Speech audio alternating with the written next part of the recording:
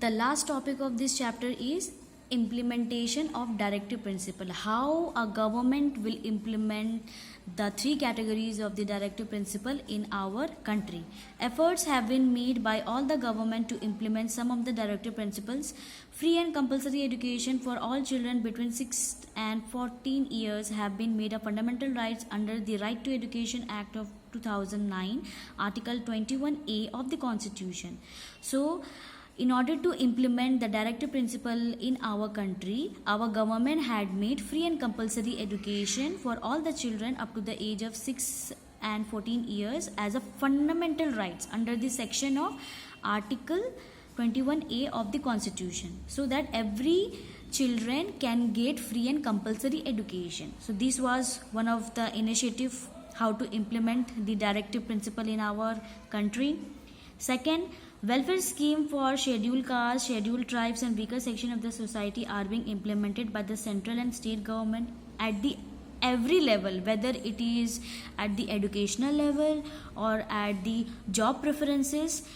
Scheduled caste, scheduled tribes and weaker section of the society are given more importance by the both, that means central government as well as state government. The third one is a law have been passed guaranteeing equal pay for both men and women. So a law, or you can say an order has been passed by our government to guarantee all the men and women equal pay, that means equal salary. Various employment schemes have been launched. Laws have been passed to distribute land among the poor landless farmers. So the poor farmers who don't have their own land, government had made a law so that the poor farmers who don't have land, they can at least get a small portion of land so that they can do agriculture and finally they can live their life peacefully. Much has been achieved, but we are still far from our goal of a welfare state. Sincere effort on the part of the government and greater contribution between the government and the people will go a long way in realizing the dream of a welfare scheme.